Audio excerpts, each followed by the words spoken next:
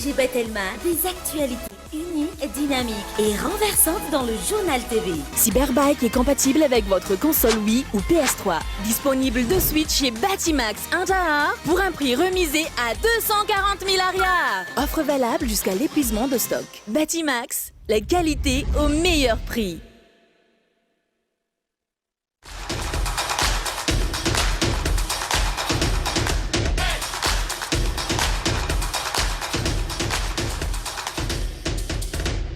Présente Ni Vava.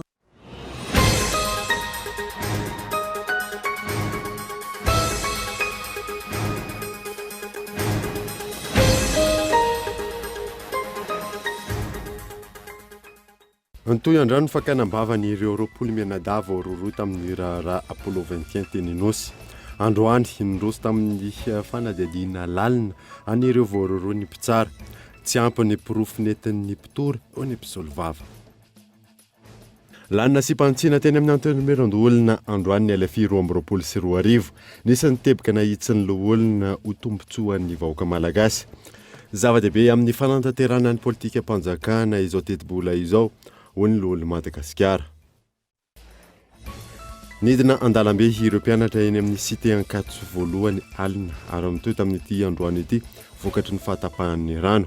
Tsy janona ny hetsika raha tsy misy ny vahaolana maharitra ho ireo mpianatra. Vaksiny Johnson na miisa 903 alina sy 3 hetsy sy androany no natolotry ny firenena Amerikana ho an'ny Madagasikara tafiditra ao anatin'ny ady amin'ny valinaretina COVID-19. Tanjona ny analefahana ny fiantraikan'ny valinaretina eo amin'ny lafiny ara-tsosialy sy ara-toekarena. Maresaka iraisam-pirenena any Frantsa mahalona amin'ny fitombony isan'ireo tranga vaovao mahakasika ny valinaretina COVID-19 no mafisina ny fampiarana ireo fepetra sakana indrindra eo anivon'ny sekoly any an-toerana. Ny adediny rehetra aniry.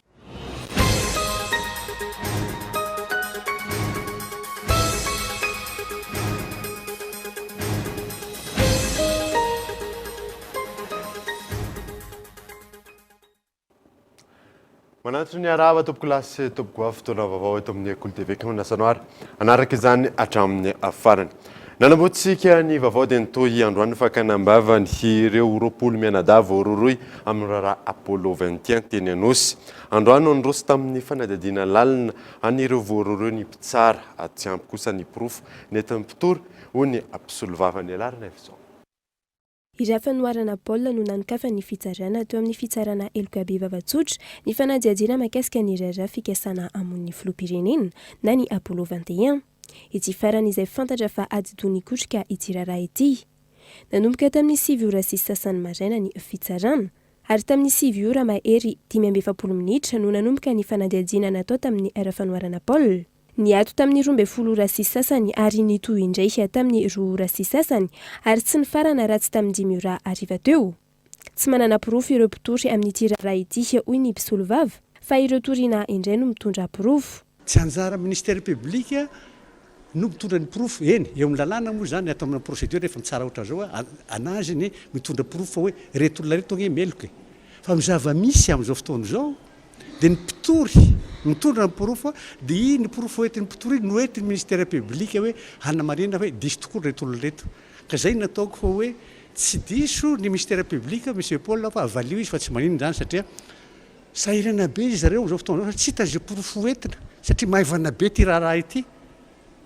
Le olona tena mpitory tsy tazery ziadiny eo tsy mitondra pirofo ka ina moa natao ministère public eo ka noho izany dia valio arak'izay tokony zavatra misy any le izy fa hitantsika eo fandeha rehefa aveo satria maivana loatra le izy ka noho izany dia tohizy le izy. Maro ny tsy fanajana lalàna ny tranga nandritra ny fisamborana ny Paul Rafanoharana raha ny fanazavana ka mangataka ny nullité de procédure ireo mpisolo vava.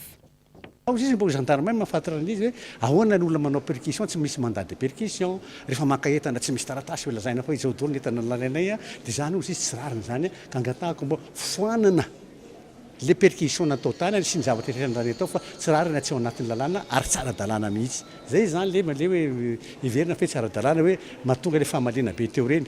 Tao anatin'ny rehetrarehetra zay moa zany le resaka maly reny moa mipetraka ihany fa ity zany mbo fanampin'le maly fotsiny zay izay resaha amin'izay ka noho izany dia mipetraka ihany le ahiahinay amin'le hoe tsy rariny kosa zao a satria le raharaha dia tsy nampanarahana ny lalàna ny tokony ho izy. Tsy fantatra ny fahareta ny fitsarana fa miankina amin'ny zavatra mitranga eo anivon'ny fitsarana izany sy hoy ireo mpisolovavy. Iraha fanoharana Paola Irerianty no vita fakana ambava tamin'ireo roapolo mianadaha voaroiroy tamin'ny ity raharaha ity. Tsy nisy didim-pitsarana nivoaka ho an'ny androany ary itoeram-pitso maraina ny fitsarana raha ny nambaran'ny afloan'ny fitsarana Elokabevava. Isan'ny vaovao misongadina andriano any koa dia lanina sy mpanitsina teny amin'ny anteny Merandoolina androany ny LFI 2024. Nisy nitebaka nahitsiny ireo olona ho tombontsoan'ny vahoaka zava-dehibe amin'ny fanatanterahana ny politika ny fanjakana io teti-bola io olon'ny Madagasikara. Henri Florio. Taorian'ny fahalaniny volavolan-dalàna ifeny teti-bolam-panjakana ho an'ny taona 2024 teo anivon'ny anteny Miram-pirenena farany teo. Androany no niroso tamin'ny fandraisana fanapahan-kevitra mahakasika izany ireo olon'ny Madagasikara tetsy amin'ny lampamaitso Anosikely. Araka ny nambaran'ny filohan'ny Voamera misana ny teti-bola sy ny fitantanam-bolo eo anivon'ny anteny Merandoolina, efa nandany fotoana maro tamin'ny fandinena ity teti-bola ity izy ireo, ary nisy ihany koa ny fankan-kevitra niarana tamin'ireo mpisehatra maro lafy. Lalàna maro no nodiaviny ity teti-bola ity ka nisy ny fanitsiana izao hoy ireo olona. Andrandraina ihany koa ny hanafainganana ny asa rehetra amin'ny alalan'ity teti-bola ity. Ity volavolan-dalàna ity nandalo lala mabe misy fandriana lalina dia lalina ary esika teo misy fanitsina andimy fahenina tao amin'ny faharoa. Zay dia midika fa ny ato dia misy volavolan-dalàna mandalato dia mandimy lalina ny Timera Ndolina. Miaraka amin'izay izy ity dia volavolan-dalàna araka voalaza teo hoe hoenty hiasa amin'ny 2022 anatanterahana vina 30 mapetraky ny filohan'ny Republika. Tao anatin'ny fanitsiana no nandaniana ity teti-bola ity ny fotoana androany. Tsy misy ny fiovana be taorian'ny nanitsiana ireo olon'ny Madagasikara ity teti-bola ity, raha ny nambaran'ny ministry ny toe-karena sy ny fitantanam-bola. Raha ny fanitsiana nentin'ireo olona teo dia miisa 7 pejy. Tsy ho voatanisantsika eto ilay 7 pejy fa kosa ireo 7 pejy ireo dia vokatry ny zavatra anankiray ihany na mitarika an'ilay fanovana tamin'ilay pejy anankisivy. Ilay zavatra anankiray io dia fanakisahana vola tao anatin'ny rubrika antsoina hoe transfert atao amin'ny ministera ny toe-karena sy fitantanam-bola izay mikisaka nakany amin'ilay antsoina hoe opération d'ordre ilay izy. Dia vokatrizay ilay vola vao amin'ny transfert an'ny ministera ny fitantanam-bola nakany amin'ny opération d'ordre izay dia misy nihetsika daholo ny chiffre rehetra tao anatin'ilay boky iray manontolo fa kosa tsy miova ny total be amin'ny ankapobeny an'ilay teti-bola-panjakana zany hoe ny équilibre général amin'ilay total ny équilibre général zany voatazona ihany fa any anatiny ihany misy fiovana tamin'ilay izy. Aoriana izao fanitsiana nentin'ireo olon'ny Madagasikara izao, hiverina eny-tsy mazaza ity volavolan-dalàna ifeny teti-bola-panjakana ho an'ny taona 2024 ity, andraisana fanapahan-kevitra indray mialohan'ny hampanan-kery azy.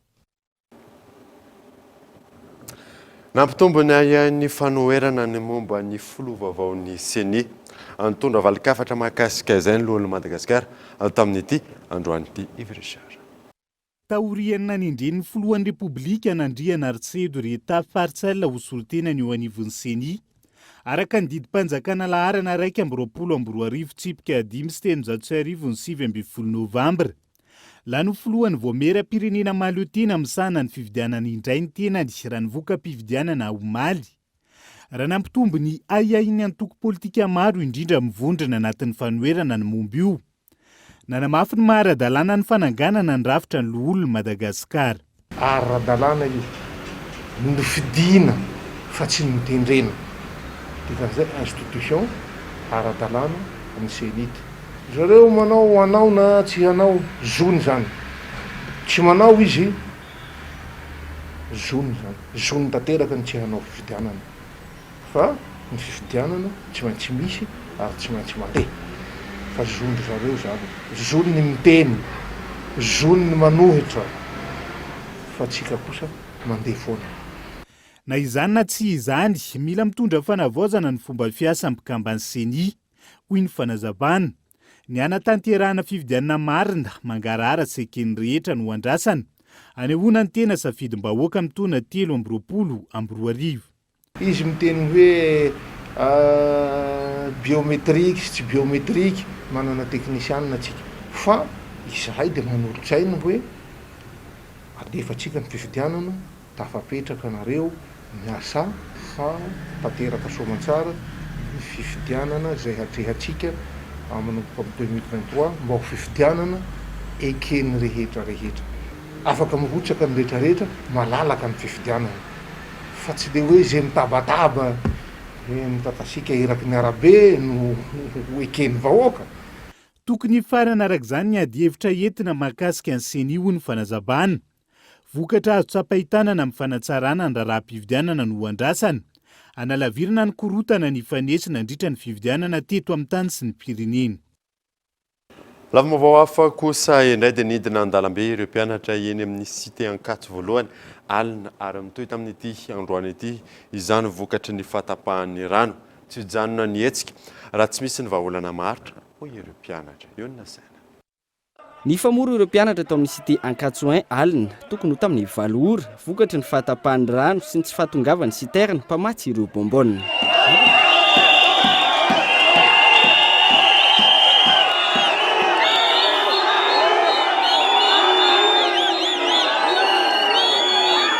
vokatry ny tsy fahafaliana nizotra ny azony 3 chemin eny Ambohipo izy ireo nanao fihetsiketsehana teo amin'ny arabe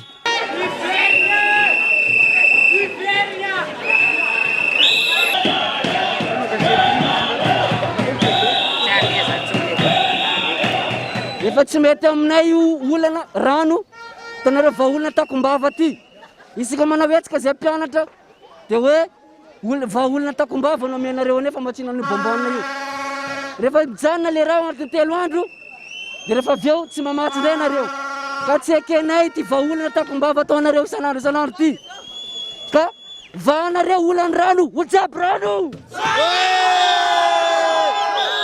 mangataka izahay mame 24 heures anareo izahay amana rano io mijaly izay mitatriky rano avy amin'ny Château-d'Ambony any mandeha ambany aty ka zay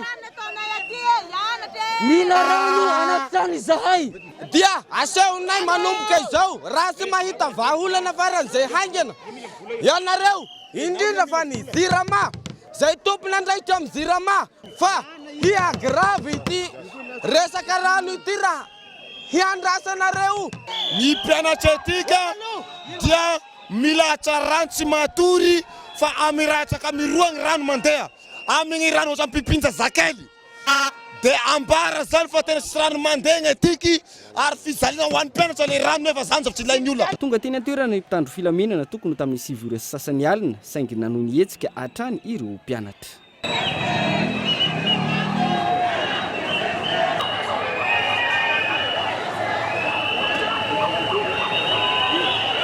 tamin'ny 10 ora sy sasany alina no niverina tamin'ny laon'ny fifamoivoizana teny an-toerana rehefa nialy ireo mpanao fihetsiketsehana ary nanohy ny fitakiana izy ireo indray ny maraina teo teny Ankatso ka tapaka indray ny lalana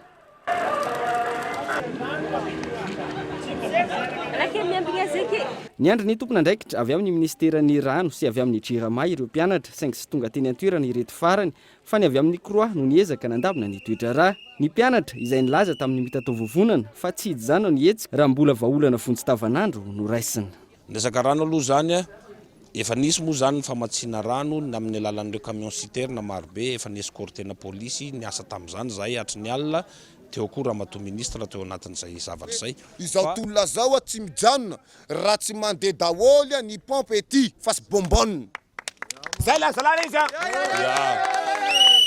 sy bombonne fa tio rehetra ny ariva teo nisy ny fiaonana teo amin'ny filohan'ny fikambanan'ny mpianatra sy ny solombavambahoaka voafito tao amin'ny boriboritany faharoa izay miany faritra Ankatso sy ny manodidina ary nisy ny vahaolana nivotra taorina izay efa noho ny fampiresahana tamin'ny tompona andraikitra maro samihafa dia mifampiresaka ihany koa ny tenako tamin'ny mpianatra président ny mpianatra 23 région dia ho asiana zany efa misy an'io forage anankiroa io eo ary misy an'io château d'eau anankiray io dia ho aparitaka zany satria misy trop plein foana ilay château d'eau io dia ho aparitaka zany io asiana tuyau dia aparitaka eny amin'ny zone anaky efatra ary isy forage anankiray izay isy château d'eau ihany koa no anapina zany eny amin'ny anjerimanontolo eny amin'ny logementny mpianatra fa tsy maintsy ho taterina ho fenona zany ireny bonbonne eny amin'ny université ireny. Miato ny fihetsiketsehan'ireo mpianatra eny Ankatsoain ny filohan'ny fikambanan'ny mpianatra sy ny président de bloc saingy miverina izany vao misy tsy tanteraka ireo fifanarahana momba ny famatsin-drano eny amin'ny cité Ankatsoain. Andrasana araka izany ny Toiny Rara. Mahakasika ny rano izay hatrany dia tsy maintsy hitondrana fanavaozana ny fotodrafitrasa famatsin-drano eto amin'ny Madagasikara indrindra manoloana ny olana izay ateraka ny fiovaovan'ny toetry ny andro. Amitaky fampiasana sy fampiasam-bola goavana izany ka amafisina ny fiara-miasa amin'ny tsy miankina Everige. Lavitra ny ezaka amin'ny fanatsarana ny sehatry ny famatsin-drano. Nanahitana fitombona 300 aza ny teti-bola natokana amin'izay araka ny voafaritra anatin'ny teti-bola mpanjakana ho antona 2022. Mitaky fampiasana sy famatsim-bola goavana ny fanatrarana ny tanjon'ny fampandrosoana Lovenjafy filaharana fahaenina. Ampisitrahana rano fisotro ho an'ny rehetra indrindra manoloana ny fiovaovan'ny toetrandro. Antony todi amin'ny ministera tompon'andraikitra amin'ny fanamafisana ny fiaraha-miasa amin'ny sehatra tsy miankina. Mbola ambany ny fandraisana ny tanana atao anatin'ny sehatra ny rano raha pitahintsika amin'ny sehatra ohatra hoe énergie ny producteur hitantsika rehetra io matetika fa secteur privé daholo dia hitsofoka amin'izay koa zany tsika atao anatin'ny sehatra ny rano. Amin'ny farana moa ty fivorinty dia hisy table ronde de bailleur.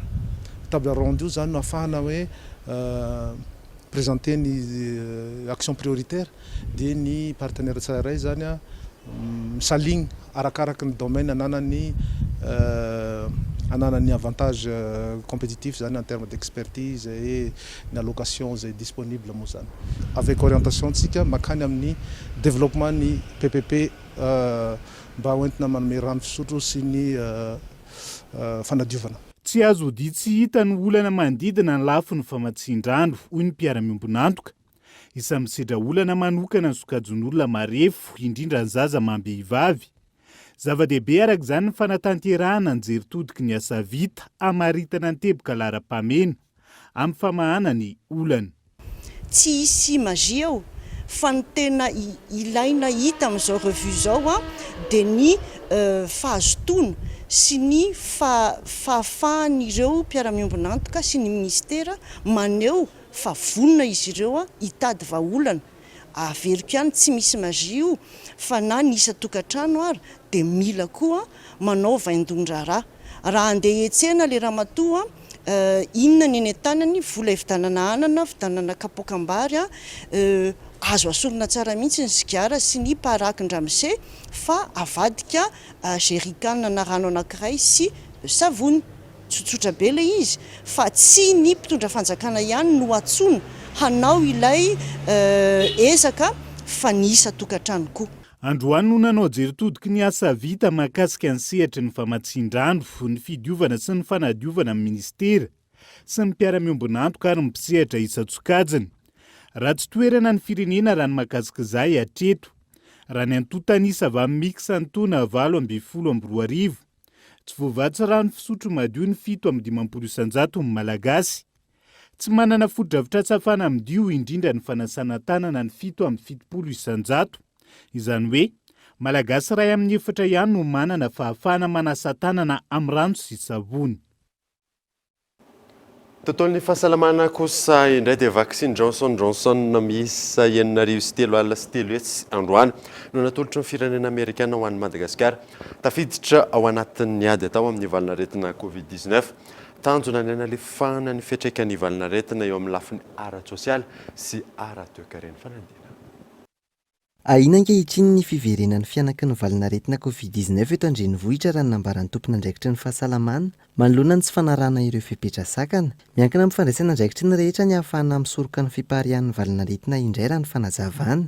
Fotoana tady hiakatra ny tahan'ny Covid eto Antananarivo amin'izao dia fotoana izao tsika tokony hanao vaksiny bebe kokoa mba ahafahantsika manao fety sambatra hitsanaina ny taona vaovao. Tsirairay tokony haritena ohatra izao hoe fanaovana masika raha miakatra raha hoe vakitrano eto Antananarivo ohatra tsika ve hiandry polisy fa nety varavara dia ohatr'izay koa ny fahasalamana tsika ny tokony haro ny tenantsika aloha mba tsy ho tratry ny aretina fa fanampiana ihany natao mpitondra fanjakana. Itsy ankilany mitoy ny fanaovam-bakisiny adina amin'ny valinaretina ho an'ireo mihoatra ny 12 taona manerana ny nosy eny anivony ireo tobim-pahasalamana samihafa sy ireo toerana voatokana na ireo vaksiny odrom. Karazany 4 ankehitriny ny vaksiny fanefitra misy eto Madagasikara. Isan'izany ny Covishield, ny vaksiny Janssen, ny vaksiny Pfizer sy ny vaksiny Sinopharm ary malalaka ny safidy ho an'ny mponina amin'izany. Tsy vitaka androany ao vaksiny dia voary tanteraka. Mbola miandry andro maromaro eo amin'ny 3 herinandro 4 herinandro izay vao tena voary tanteraka. Ny fanaovana vaksiny koa tsy midika hoe tsy hanao anaja amin'ny fipetra sakana intsony avy eo. Eo foana matetika mahatonga an'ilay confusion. Ilay olona zany mieritreritra hoe vita vaksiny izy dia tsy manao an'ilay sakana barrière intsony. Nefa mbola tsy fantany izay periode misy periode ange tsy maintsy andrasana zay vao voary tanteraka izy. Dia mandritra ny periode fiarovany matetika ilay olona no tratra an'ilay virus dia izay mahatonga ilay tranga hitantsika any Maurice any amin'ny toeran-kafa amin'izao fotoana izao. Totosandroany tetsy amin'ny CHUGR ny fanolorana ny fanampiana vaksiny Johnson & Johnson avy amin'ny fireneny États-Unis ho an'i Madagasikara. Natao izany ho fanamorana ny fisitrahana ny vaksiny fanefitra ho an'ny mponina ary ny fampihenana ny fiantraikan'ny valinaretina amin'ireo sehatra samihafa. Tsy ahivina, maherin'ny 2004 lasa 10 metsatra amin'ny 10 novambra lasa teo ireo nanatanteraka ny fanaovam-baksiny manerana ny nosy. Raha natotanisa avy amin'ny ministeran'ny fahasalamam-bahoaka. Mahakasika izay vaksiny izay hatrany dia miopana amin'ny fahavitrihan'ny olona manao vaksiny Covid-19 indray ny fanadidina. Izay nitotosan'ny agence capsule niaraka tamin'ny Kolo TV FM ao anatin'ity fanadidina manaraka ity amin'ny ankapobeny. Ny fisian'ny tahotra no antony tsy mahasiroka olona amin'izay vaksiny izay miantarandriana io. Ianao ve resy lahatra amin'ny fanaovam-baksiny? Io no fanontaniana napetraky ny agence capsule tamin'ny olom-pirenena miisa 700, 12 taona no mihoatra teto Antananarivo renivohitra, fa 20 ka hatramin'ny 12 ny volana novambra lasa teo. Maro indrindra na ny 150 isanjato namaly fa tsy resy lahatra, antony ny fahatahorana ny amin'ny mety fiatraikan'ny fanaovana izany amin'ny fahasalamana.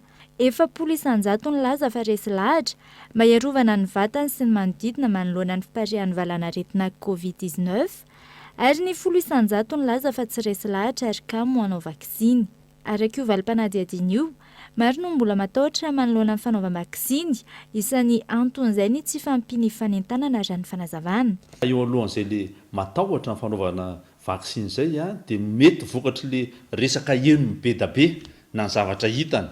Fa ny fahatahorana koa mety vokatry ny hoe tsy fahafantarana tsara ka manoloana an'izay rehetrarehetra na ny resaka henona ny tsy fahafantarana dia anisan'ny tena zava-dehibe indrindra dia ny hoe fanentanana, fanazavana misimisy kokoa an'io zavatra io. Izay le hoe tena misy fanentanana ara-teknika moa zany ara-pahasalamana tsara sy fanazavana araky ny tokony ho izy arakaraky ny iambaraka tonga ny olona koa satria indraindray le fanazavana mijanona tia ambony be ihany fa le hoe fomba tena azahoan'ny olona anazy tsara zany zay isan'ny zava-dehibe. Raha ohatra tsaroantsika raha tamin'ny fiainantsika tamin'ny taloha ary tany ampianarana nanaovana izany. Vaksiny ary tsy nisy fanontaniana fa zay mihitsy le hoe le hoe communication, le resaka fanentanana, le fampahafantarana, le resaka sy le fanabeazana fa raha tamin'ny taloha tany ampianarana. Fa amin'izao fotoana na ny ampianarana mbola misy an'le fahatahorana sy fiahiahina eo amin'ny ray aman-dreny, eo amin'ny sekoly sy ny karazany rehetra ka izay no tsara hijerena raha ohatra misy hoe fifampiresahana tokony ataony rehetra. Raha nitatra avy amin'ny OMS na ny Organisation mondiale de la santé, ny septambra 2024, firenena 12 ihany aty Afrika no nahatratra 10 isanjato amin'ny tany fanaovam-vaksiny Covid-19 amin'ny mponina ao aminy. Seychelles sy Maurice no betsaka nanao vaksiny indrindra ty Afrika, izay mahatratra mahery 900 isanjato ny tany fanaovam-baksiny. Manaraka azy Maroc sy Tunisie 770 isanjato, ary Comores sy Cap-Vert manaraka azy 20 isanjato. Tontolon'ny fampianarana kosa indray dia mpianatra maheran'ny 200 avy amin'ny universitény Imedia ao anatin'ny promotion roa samihafa no navoaka tamin'ny fomba ofisialy tamin'ity androany ity teny amin'ny CCI Ivato, manana tobiny lehibe amin'ny famoronana asa ihany koa ireto mpianatra nivoaka ireto raha ny fanazavana ny groupe Imedia izay mankalaza ny fahafolontaonany amin'ity taona ity. Androany mpianatra 200 mahery nandraty fahalalana teo anivon'ny université Imedia avy amin'ny promotion roa samihafa dia ny promotion Racine sy ny promotion Esandratra no navoaka tamin'ny fomba ofisialy teny amin'ny CCI Ivato. Ireto mpianatra ireto izay nahazo ny mari-pahaizana master, teo ihany koa ny nahazo ny mari-pahaizana licence, ny DTS, ary ireo nahavita ny fiofanana hatramin'ny farany tamin'ny centre de formation professionnelle. Ankoatra ireo mpianatra avy eto Madagasikara, mpianatra avy any ivelany maro ihany koa no mandrato fianarana eo anivon'ity université izay manana ny traikifany manokana ity. Sady ao anatin'izay ny fankalazana ny 10 taona ny groupe Imedia, sady ihany koa fankalazana ny famoahana amin'ny fomba ofisialy ireo mpianatra izay navitany ataontsika hoe master sy ny resaka licence. Tsara marihana fa ny université Imedia izay mivondrona ozy izy ao anatin'ny groupe Imedia sy ny Gate Compagnie Internationale dia ny université tokana aloha hatreto izay habilité amin'ny resaka audiovisuel et numérique. Ny tombo ngezabe zao no an'ireto mpianatra reto dia nahazo izy aloha ny diplôme, fa akoatr'izay dia manana fahafahana ngezabe ihany koa izy ireo amin'ny resaka famoronana asa, satria ny mpitantana sy ny mpiara-miasa rehetra ao dia tian'izay resaka famoronana asa izay, ary ny tanjonay zany dia hoe afaka morana ny asa ho anazy manokana ireo mpianatra ireo izay mivoaka atao amin'ny université Imedia. Ary noho izay fatokisana izay sy ny kalitao tsara satria Imedia ihany koa amin'izao dia miditra ao anatin'ilay resaka hoe démarche qualité ISO 9001-2015, ary ao anatin'izay fatokisana ny kalitao izay anisany hoe tsara indrindra izay ihany koa amin'izao fotoana izao dia maro ireo mpianatra eo Afrika no mianatra amin'ity ataontsika hoe université Imedia, satria ny Imedia dia manana formation en ligne ary manana ihany koa formation présentielle. Tafiditra ao anatin'ny fankalazana ny 10 taona ny groupe Imedia izao, ezaka maro ihany koa no mbola tsy maintsy ho tanterahana. Androany tokoa no anisan'ny ataoko hoe nankalazana ny 10 taona ny université Imedia, ny groupe Imedia. Ny groupe Imedia moa zany raha tamin'ny voalohany dia niatomboka tamina centre de formation professionnelle, amin'izao fotoana izao dia ampanindry-tena no ilazana hoe lasa misy orinasa 17 no mandrafitra an'izay groupe Imedia zay. Ary eo anatin'izay indrindra ny tontolona resaka serasera dia ao plateforme internationale, ao ataontsika tour opérateur izay resaka resaka Afrika sy ny sisa izay mivelatra kokoa aty amin'ny resaka Afrika zany. Ao ihany koa ataontsika hoe magasin en ligne izay anisan'ny goavana indrindra izay miara-miasa amin'io banquier totoerana moa zany fa atsika mividy entana amin'ny vidiny mora sady alotsy kelikely izay hoe ny tsena gasy.mg, misy ihany koa ny Next Travel, misy orinasa maromaro zany vitsivitsy ao anatin'ny groupe Imedia izay mifondrona ihany koa anatin'ilay ataontsika hoe Gate Compagnie Internationale. Efa misokatra ny fisoratana anarana eo anivon'ny université Imedia ho an'ny taom-pianarana manaraka. Taoriany ny famoahana tamin'ny fomba ofisialy ireto andiany Racine sy andiany Esandratra androany ireto. Tahaka mahazatra nanaraka dokavatra isika meloha ny dirantsika ny tapany faharoan'ny vaovao rehefa vary.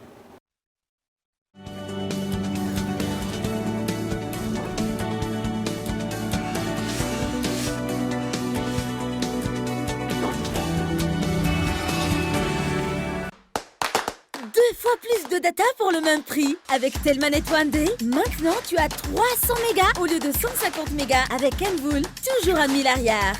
Alors, à ce prix-là, couvre-toi de data. Tape le dièse 111 étoile 1 dièse.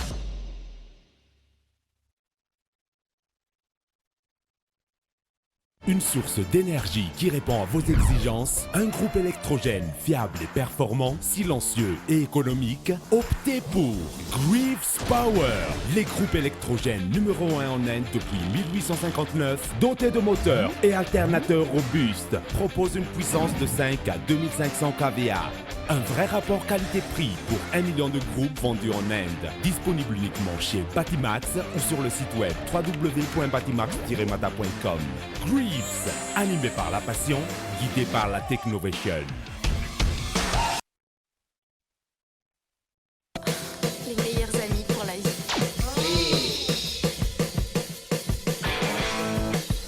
Manana olana amin'ny groupe électrogène ampiasainao ve ianao?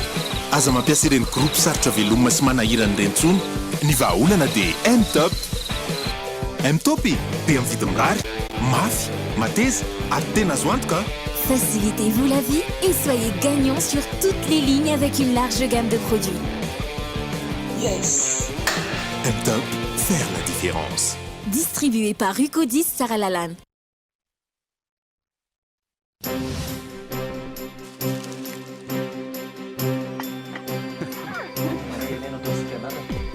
Fotoana mametrahana izany fety miaraka amin'ny fianakaviana izany mikarakara fifaliana ery feno fanantenana indrindra rehefa miara-mijery fahita lavitra ka andao ahary fety 5,000 monja ny décodeur miaraka amin'ny access iray volana be izao tolotra manan-kery hatramin'ny 4 Desambra. Efa abonné Canal Plus ve ianao? Mahazo to Canal Plus mandritra ny 10 andro be izao rehefa avy manao réabonnement ianao manatony aingana eny amin'ny pajinjara Canal Plus akaiky anao.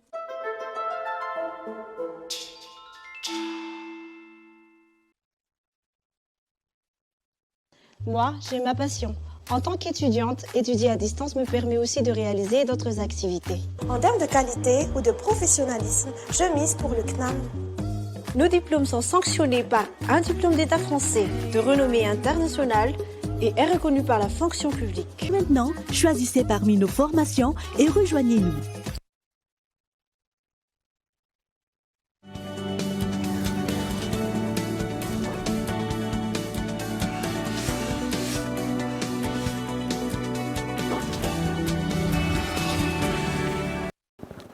Miveny eto amin'ny fampahalalam-baovao isika. Tsy mbola afaka mifaninana amin'ny any ivelany Madagasikara eo amin'ny sehatry ny fanamainana voankazo indrindra eo amin'ny lafin'ny vidiny. Entina manarina ny izay sehatra izay isan'ny fiara-miasa izay ataon'ny ministeran'ny asa tanana sy ireo mpandraharaha. Michel Arnardo. Miisa 3 ireo mpanamaina voankazo mivondrona ao anatin'ny vondron'ny mpanodina voankazo eto Madagasikara. 7,700 voankazo namainina no ahondrana ny Japon. Raha ampitahaina amin'ireo firenena hafa manao izay fanamainana voankazo izay, tsy mbola afaka mifanina ny Madagasikara indrindra eo amin'ny lafin'ny vidiny. Ny tena manano sarotra zao dia ny resaka compétitivité raha ohatra ny hoe par rapport any pays hafa ohatra ny hoe Burkina, Mali sy ny sisa sarotra amintsika no tonga hiady amin'ilay prix ary zareo dia mbola eo ampitravaillena izay mihitsy zany izay miaraka amin'ny CEAS amin'izao fotoana mba ahafahantsika ho compétitif kokoa. Ny prix raha ohatra ny hoe manga sy mananasy zany dia tena tsy compétitif mihitsy antsika eto Madagasikara amin'ilay prix par rapport an'ilay pays sasany hafa fa manana tombony be tsika hoe manana voankazo maro samihafa be da be ohatra ny hoe letchi sy ny pokopok sy ny apalibe sy ny ohatrohatr'izany tsy ananan'ilay pays hafa dia izay no tena vokarinay. Zareo efa tena le pays hafa resako teo efa tena aman-taonany be mihitsy ry zareo nanao an'ilay izy eto akaiky eto ny champ dia eo akaiky eo ny usine tsy misy économie amin'ny resaka transport subventionné ry zareo ny énergie ampiasaina ohatrohatr'izany dia misy économie d'échelle koa satria efa ngeza be tena ngeza be ny unité any ivelany any. Entina manarina sehatra izay fanamainana voankazo izay eto Madagasikara dia isy ny fiara-miasa ho ataon'ny ministeran'ny asa tanana sy ireo mpandraharaha mpanamaina voankazo any amin'ny faritra Atsinanana sy Boeny no hanaovana izany raha ny fanazavana. Mahatsara ny voankazo amainina ohatra zao le hitantsika teo letchi, mananasy, papay, akondro, manga dia azo tehirizina mandritra ny 2 taona izy raha sanatrika tsy lafo. Nefa raha voankazo ny ajanona fotsiny amin'izao dia hitantsika fa tsy maintsy arina fa tsisy azontsika hanodinana anazy. Misy koa ny tokony azahoana manao confiture, eo koa ny fanaovana purée, mety hanaovana jus, fa le raha te hanondrana indrindrindrindra ny izy amainina zany no mahatsara azy mba tsy sahirana zany tsika amin'ny fitehirizana anazy. Ny faritra be voankazo no eritreretinay hanomboana an'izy, hanohizana an'izy moa zany fa tsy hatomboka satria efa misy natao zany hitarina any amin'ny faritra Tsinanana aloha satria ny tena be voankazo, dia avy eo any amin'ny faritra Boeny satria any be manga sy ny sisa. Nisy androany ny fitsidiana orinasa mpamokatra voankazo namainina niarahana tamin'ny minisitry ny asa tanana entina hanatanterahana izay fiaraha-miasa izay. Orinasa miisa 17 mpikambana eo anivon'ny CNAPS no nitolorana mari-pankasitrahana tamin'ity androany ity, ankoatran'ireo loka sy fanampiana tombotsoa maro no azon'ireo orinasa ireo gaitao andratsila. No tanterahana androany ny fanomezana mari-pankasitrahana ireo mpikambana ny sitraka voalohany ny label SST. Tsy misy ny masotivana manokana, afaka misitraka izany avokoa rehefa mpikambana eo anivon'ny CNAPS ka mahafeno ny fepetra sy ny fenitra takiana amin'ny resaka aroloza sy ny fahasalamana iny anivo ny toeram-piasana. Amin'ny 7 eo ny orinasa nahazo an'izy io. Ireo orinasa ireo efa 2 volana zay no niara-niasa niaraka tamin'ny teknisiana CNAPS mba hijery raha ohatra hoe ireo orinasa ireo dia manaraka ny teboka momba ny sécurité sy ny sûreté au travail mba manaraka ny norma eto Madagasikara izay ny fanarahan'ny CNAPS niaraka tamin'ny ministera sy ireo SMIE. Ny zaratelotra hevina ny loka nomena ho an'ireo orinasa miisa 17 ny sitraka izany. Voalohany ny fehizoro kintana iray ho an'ireo orinasa nampanaja ireo fitsipika ifotony izay nahazo fanampiana 4 tapitrisa ariary raha toa ka latsaky ny 100 ny mpiasa mpikambana eo anivon'ny CNAPS ao aminy ary 9 tapitrisa ariary raha manana mpiasa mpikambana CNAPS mihoatra ny 100. Faharoa ny mendrika kintana 2 ny mena loka 3 tapitrisa ariary raha latsaky ny 10 ny mpiasa mpikambana amin'ny CNAPS ao aminy ary 9 tapitrisa ariary raha mihoatra ny 10. Fahatelo ny raitra kintana 3 izay ny mena 5 hetsy sy 1 tapitrisa ariary raha manana mpiasa mpikambana CNAPS latsaky ny 10 ary 3 tapitrisa ariary raha mihoatra ny 10 ireo mpiasa mpikambana CNAPS ao aminy. Mbola misy tombotsoa maro natolotra azy ireo ankoatra izany. Tombotsoa ankoatrany izay namena anio fankasitrahana izy io dia izy ireo rehetra raha sendra misy loza tratrika amin'ny aperinasa dia ny CNAPS tonga dia mandray atanana ireo loza ireo manomboka amin'ny fandefasana ny ambulance mitondran'izy ireo any amin'ny hôpitaly raha ilaina izany ary tonga dia mandray andraikitra ny vola rehetra mety izay ilaina mba azahoana an'ireo mpiasa sy mpiara-miasa ao amin'ireo orinasa ireo miverina soamatsara amin'ny asany. Amin'izay ireo orinasa rehetra ireo dia tsy mieritreritra intsony mombany hoe inona mety tsy maintsy atao raha sendra loza mitranga fa lasa anjaran'ny CNAPS. No tanterahana androany ihany koa ny fampahafantarana ireo ambulance miisa 7 afaka ampiasain'ireo mpikambana maimai-poana nanomboka ny voalohan'ny volana Desambra lasa teo hatramin'ny farany 9 bolana voalohany ho an'ny taona 2020 izany hoe mandritra ny 9 bolana. Tsy ampy kosa ny fampiarana ireo lalàna momba ny zon'olombelona eto Madagasikara. Tokony hamafisina ny fampianarana izany manomboka eny amin'ny ambaratonga fototra hatreny amin'ny ambaratonga ambony raha ny fanazavana. Ionona zay. Voatontonona hatrany zon'olombelona amin'ireo hetsika sy toedrarà misy eto amin'ny firenena saingy tsy misy ny fampiarana ny lalàna ho an'ireo izay manitsakitsaka izany hoy ny mpampianatra eny amin'ny ambaratonga ambony sy ireo mpisehatra amin'ny fiarovana ny zon'olombelona. Ilaina ny fampiarana sy ny fampianarana manomboka eny amin'ny ambaratonga fototra raha tiana ny anarana izany. Mbola mipetraka foana aloha eto Madagasikara zany le problemana accès à la loi, accès au droit mihitsy. Betsaka ny olona tsy mahafantatra akory ny zony. Dia rehefa tsy mahafantatra ny zony izy dia tsy afaka mitaky ihany koa ny zony. Dia rehefa tsy afaka mitaky ny zony izy zany dia tsy voahaja sy voahososo ny zony. Ny amin'ny eo amin'ny sehatra ny fampianarana anahy aloha dia ny vahaolana hitako hoe mahomby indrindra dia fanabeazana sy ny fampianarana ny zo. efa misy izay indrindra ngamba ny mety hoe olana kely sedraintsika amin'ny lafiny fanabeazana sy fampianarana lasa tsy enjery fotsiny le izy ho an'ny mpianatra avy eo fa lefa mpiarana mihitsy zany ny eto amintsika ny tokony ampiana tosika. Isan'ireo malagasy ny ova fananahana ary misehatra amin'ny fampanajana ny zon'olombelona i Emika. Raha nambarany avy amin'ny natiora no mahatonga ny olona iray tia sy miaraka amin'ny olona mitovy fananahana aminy. Ohatra fotsiny tia, ohatra zao anivon'ny fianakaviana anankiray dia misy olona roa anatin'ny fianakaviana, misy zanaka roa zany ataontsika hoe kambana mihitsy ary zareo, ataontsika hoe kambana. Dia nefa ny anankiray ataontsika hoe sarim-bavy izy, dia ny anankiray nefa tsy sarim-bavy le jumeau anankiray. Dia nefa eo anivon'le fianakaviana le ray aman-dreny ohatra lasa tsy tian'le zanany anankiray satria sarim-bavy izy, fa tian'le zanany anankiray satria tsy sarim-bavy izy. Dia zany hoe le zanany anankiray zany no ohatra hoe omeny fitiavana sy mbola tohanany amin'ny fianarana sy ny sisa, fa le anankiray tena avelany mihitsy. Io efa natiora io, zany hoe tsy ny natiora dia zavatra tokony hajaina, dia tokony fantatsika fa ny natiora dia zavatra lehibe noho isika. Za tsy teny hoe Andriamanitra io natiora io. Ny natiora zany mahafinaritra izy, zany hoe maro ny zavatra afaka ataon'ny natiora, nampisy ny sarim-bavy izy, nampisy ny lehilahy, nampisy ny vavy, nampisy ny sisa ny sisa, dia tokony hajaina fotsiny natiora dia izay. Mbola lavitra ny ezaka amin'ny fampiarana ny zo eo amin'ny fananahany eto Madagasikara raha ny faneho-keviny hatrany. Nisy étude zay miteny hoe 12% ny malagasy ihany no tolérant amin'le resaka sujet LGBT. Dia zany hoe zany mbola lava be ity lalana ity, mbola maro be ny hetsika tokony atao mba hisian'ny tolérance eto Madagasikara. Satria ao anatin'ny zon'olombelona zany zavatra zany. Satria zon'olombelona no hitsakitsana raha ohatra ka hoe avakavahana ny olona avakavahana ny vehivavy ohatra na avakavahana ny olona ny lehilahy ty lahy na ny vavy ty vavy. Ao anatin'ny zon'olombelona izany ireo olona ireo manana zo ny aina milamina sy asa ho an'ity firenena ity.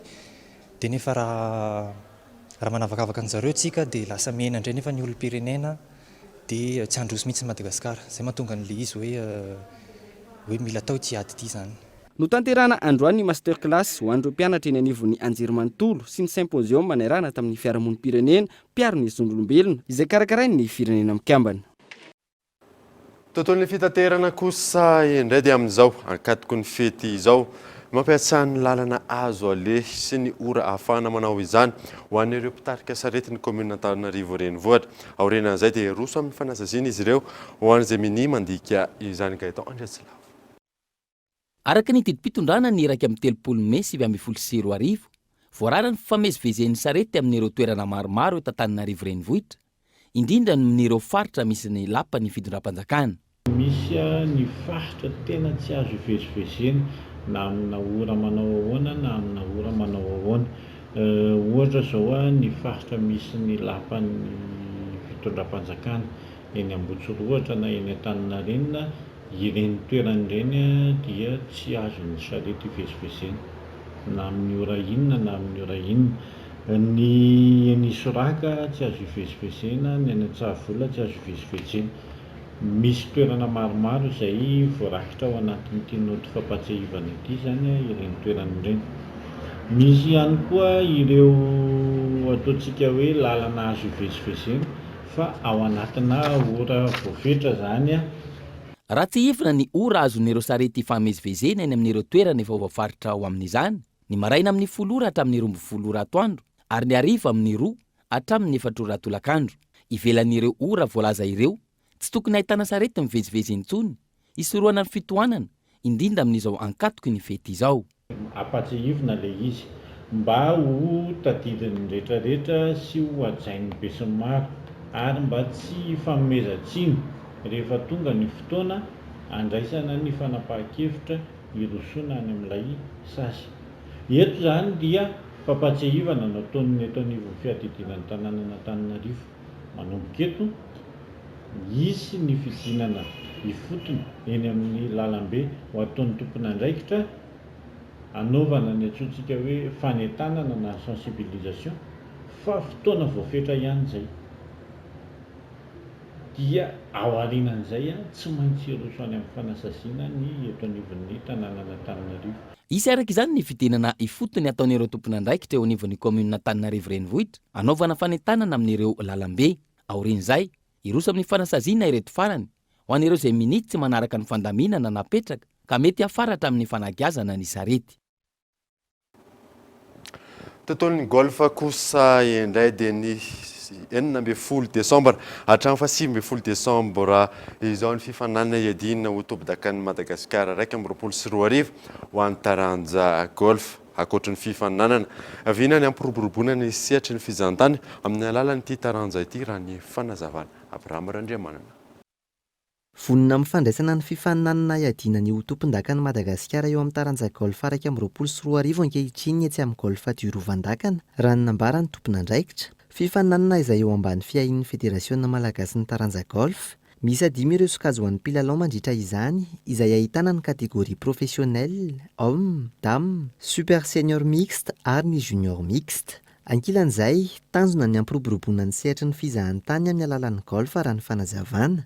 Fantareo fa ny golf dandakana dia golf ao anatin'ny ataoko hoe norme internationale.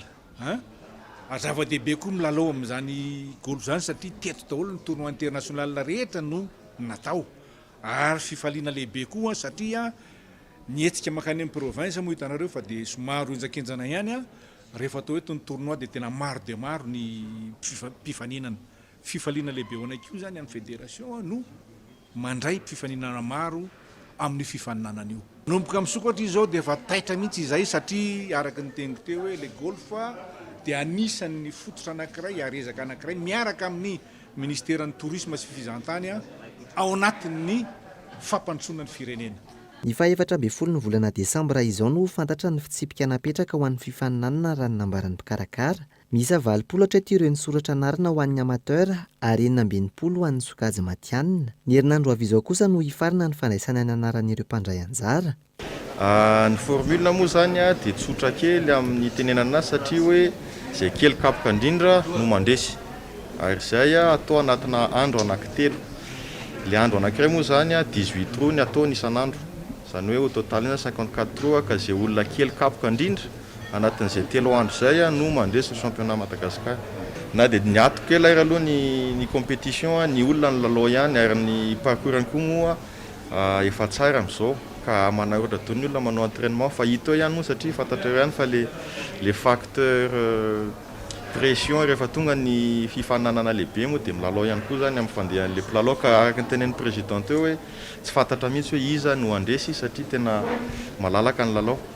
Ankoatr'izay, noho ny fisian'ny valinaretina Covid-19, amafisina ny fananjana ireo mpandray anjara rehetra sy ny mpikanatrika ireo fepetra ara-pahasalamana tsy hiparitahan'ny valinaretina mandritra ny fifaninanana. Trangam-piarahamonina kosa indray dia zandary roalahy voalaza fa mamo no nitifitra mpandraraha iray atao amin'ny distrikan'ny Manja. Voatifitra teo amin'ny fiain'ny ilay mpandraraha ary manaraka fitsaboana hatramin'izao mitony fanadihadiana Gaëtan Andretsilava. Zandary roalahy voalaza fa mamo miasa ao amin'ny brigade ny Gendarmerie Ankiliabo no nitifitra mpandraraha mpitotovary iray tao amin'ny tanànan'ny Fenoarivo, Fokotany Ronga Inomby, commune ambanivohitra Ankiliabo, distrikan'ny Manja. Ny voalohan'ny volana Desambra lasa teo tokony ho tamin'ny 5 ora sasany arivo. Nanao tifitra variraraka imasom-bahoaka tamin'ny Pascalax sy Mas 36 ireo zandary ka bala iray ny antefa teny amin'ny fiain'ilay tovolahy 70 taona mpandraraha iray. Vokany naratra mafy ity farany ka mbola manaraka fitsaboana hatramin'izao. La vao tonga zany ireo amasiny eo direkta nanampy sy direkta nanotoko volobasy fa tsisy taratasy mba naseho mba fankandreo ahy fa direkta daboko zany olo nataondreo ahy dia nalefandreo adoha amin'izay zany zaho dia iny mialan'ny masiny eo tokony agny amin'ny 5 metre amin'izay zany zahay dia fa nandeha le tifitsy agny amin'ny tena agny amin'ny 10 mihitsy le basy fa raiky ro nahavoa kalaky raiky dia Mas 36 raiky mamo aby reo ka. Nalain'ireo zandary ihany koa ny basy-PA tao amin'ilay mpandraraha izay ananany taratasy mazava ara-panjakana raha ny fanazavana.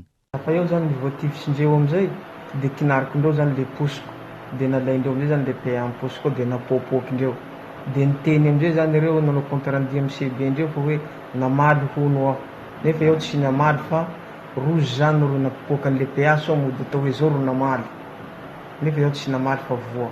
Manoloana ny foara-pefy sy ny fanararotam-pahefananseho manao antsoavo amin'ny tompon'andraikitra mahefa sy ny mpitona fanjakana ity tantsapandra niara-ny herisetra sy vono ity ijery akaiky izao raharaha izao.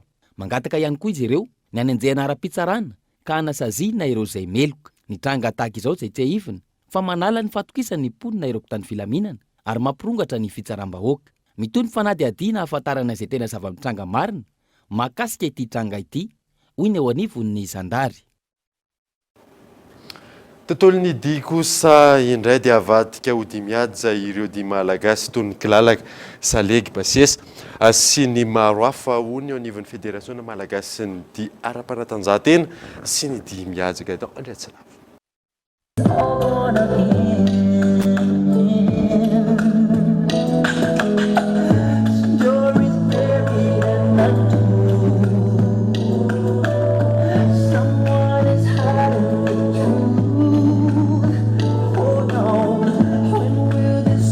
Maro amin'ireo malagasy no manana talenta amin'ny dia ary efa mahafeny karazana dia misy manerana izao tontolo izao, indrindra ireo dia ifaninanana.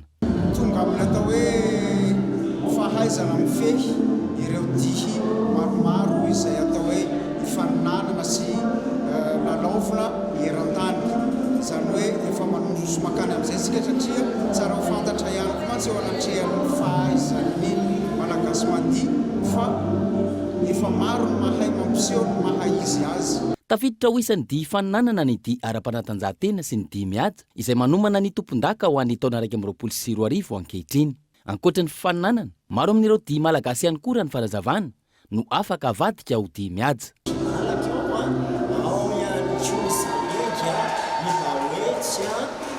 Basiesa azo atao daholo izany fa hoavy tsy oela izany dia malagasy ao anatin'ny danse de salon. Ny volana febroary 2024 avy izao tsy ahivina no atao ny fiadiana izay ho tompon-daka amin'ny dia ara-panatanjahantena sy ny dia mihaja eto Madagasikara. Andray anjara amin'izany ireo club sy ligy miisa 12 manerana ny nosy.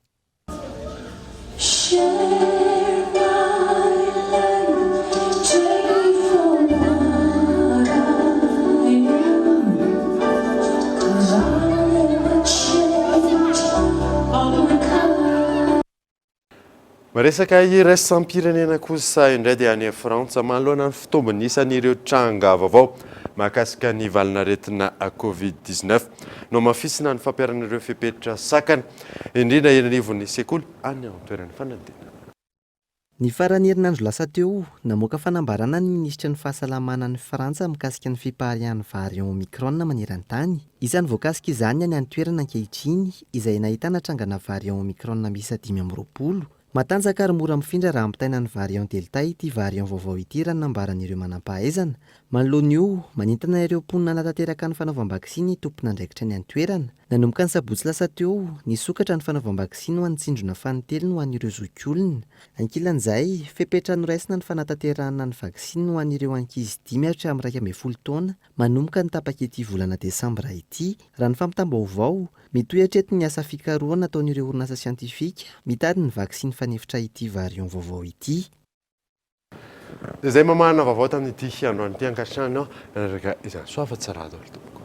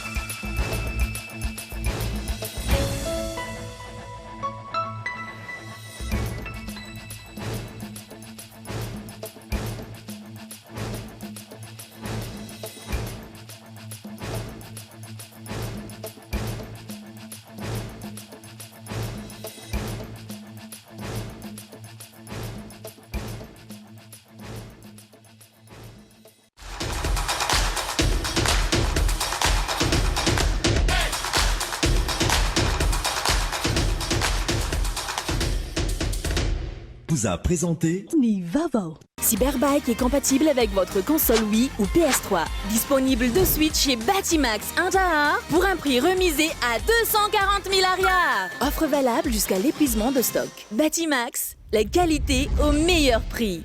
Vous a présenté Nivavo. 5G Batelma, des actualités uniques, dynamiques et renversantes dans le journal TV.